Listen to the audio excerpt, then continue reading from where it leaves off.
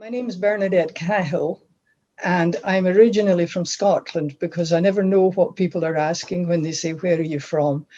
I've been in Northeast Louisiana area for more than 30 years. And my direct connection with Ruston is that I have studied art during the summers at the Art Encounters by Douglas M. Walton. And so I know Ruston pretty well. My connection to the site comes through a book that I picked up. I'm a historian of women's history, and I have spent the better part of about 15 years finding places where women actually worked to win the right to vote. But besides that, I'm interested in women's history generally. And I picked this book up. I don't know if you can see it. No, you can't. Yeah. A biography of a woman from waterproof Louisiana who rose very high in the army during the war. And she, the author of this book, mentioned Camp Ruston. And that was about 15 years ago I came across this book. And that's when I got interested in it, was because women were trained there. They were the first people in Camp Ruston to be trained. And as soon as I see something about women, I'm totally caught by the idea of something. And that's my connection to it.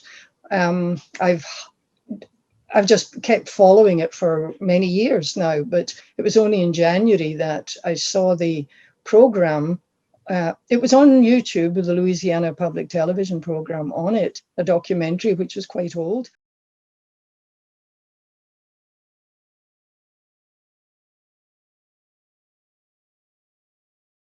The real expert in that is Wesley Harris, who actually did the writing of the application, and this is his book. And I contacted him when we spoke about my doing this application.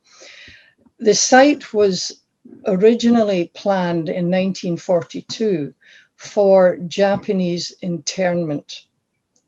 And then the plan was changed. Initially, when it was built, the WWII came in, the Women's Auxiliary Army Corps, and they were there for about 3 months in 1943. And there were more than 2,000 women who were trained there for the auxiliary to the army. Then it became a POW camp, and the Ruston camp is the largest, I understand, it was built in the USA. And between then and about 1946, because some of them stayed for longer after the war, there were more than 4,000 prisoners of war in that camp. There were apparently 3 major compounds, one for officers and the other for the rest of the men, because it was mostly men. They were all men. I've never heard women otherwise being mentioned other than as the WWIIs. And they came from many, many different countries. Some of them even tried to volunteer to fight on the Allied side. This is a story about the Russians.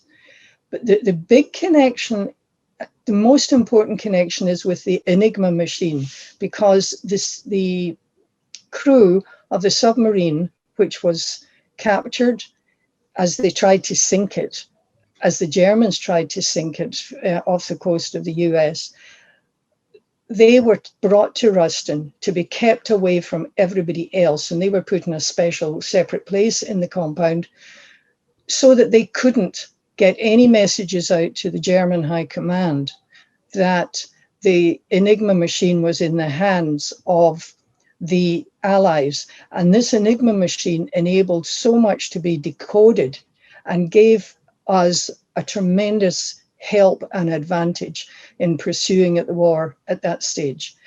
There's so much significance about this that to me, I don't understand why it's not been preserved before.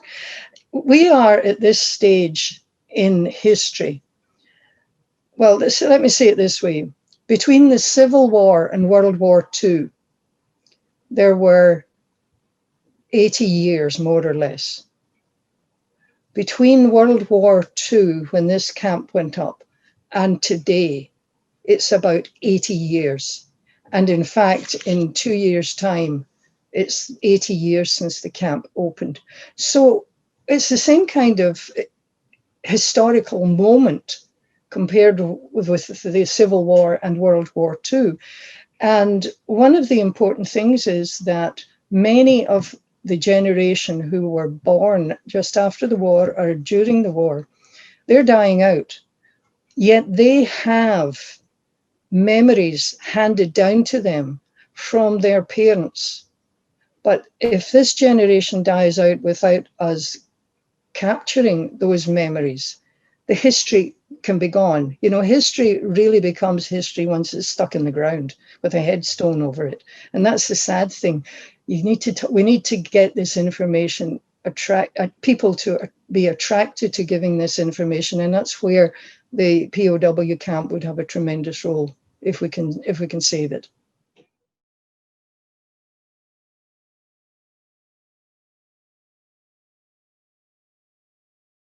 In one word, neglect.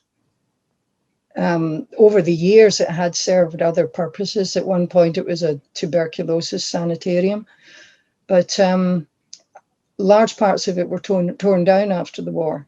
And all that remains just now in any significant form is apparently 2 buildings, which were hospital buildings. The fences, which made the compound, the towers that were built for watching over the prisoners to make sure there were no escapes. Well, they're all gone. There was a small cemetery which had all the bodies, and there weren't many of them, but all those bodies had to be exhumed when the I-20 was built. So it's close to being where you can have access to it, but it's that kind of access is a danger to it as well. But the simplest thing is neglect. People don't know about it, and the further we get away from it, people are less likely to know about it unless we do something.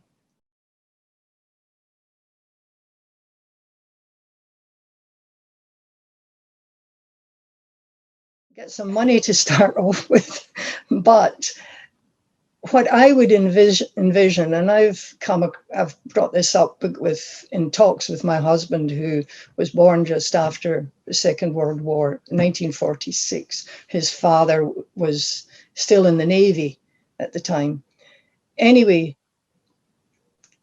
he was envisioning that at the very least, if we could get a proper fence around that site with one tower, a replica as close to, that would at least give some kind of security to the site. And, there's so much once you get it secure, and that's the number one task.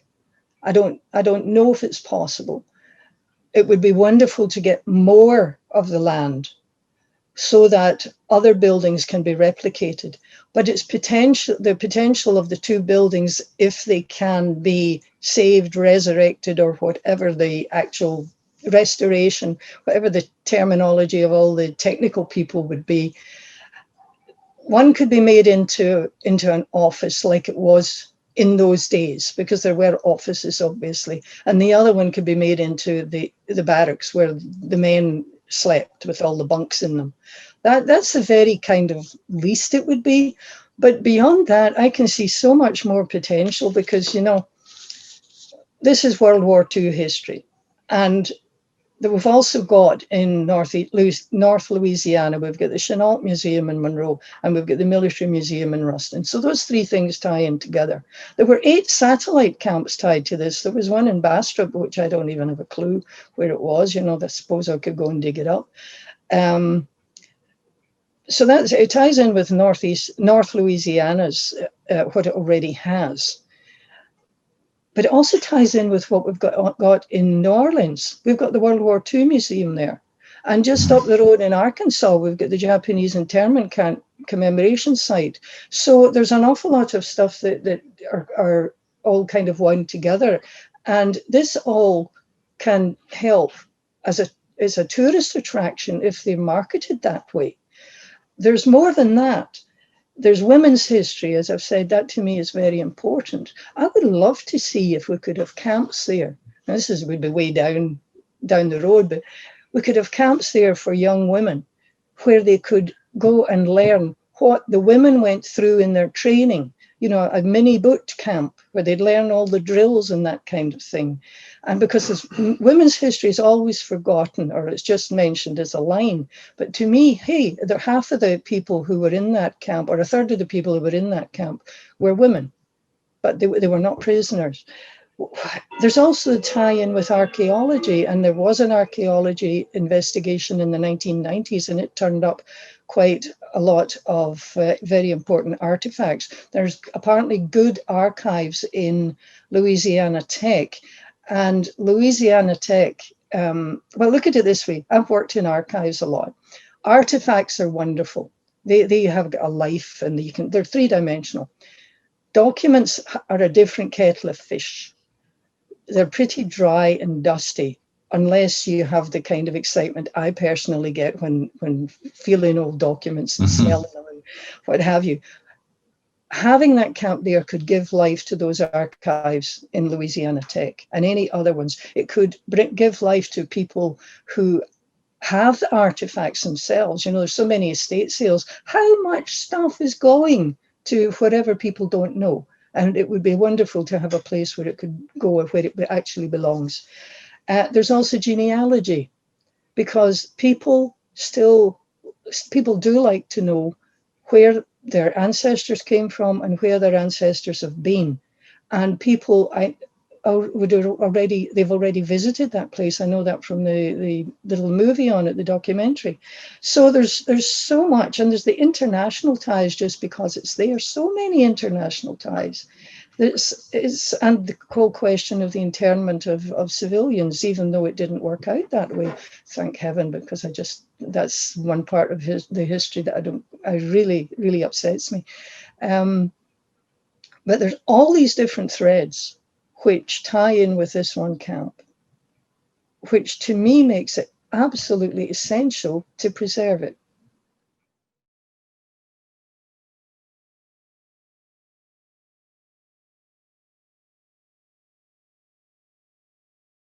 I feel quite honoured that I have been involved in it. I feel very honoured that Wesley Harris did so much work to get this application in, the author of the book Fish Out of Water. And if this results in actual preservation, I will be thrilled. I will do my best to help, but I don't know how much I can do. That's the question. The other thing, what is it for the community, all ties in with what I've already said. There is potential tourism. If you forget your history, you're forgetting your roots as well. So that would improve the knowledge of the roots of the local community. It would make Ruston kids could be taught in school about that part of the linkage with Ruston and the Second World War. It enriches life. And to me, that anything that enriches life, enriches history, is a worthwhile project.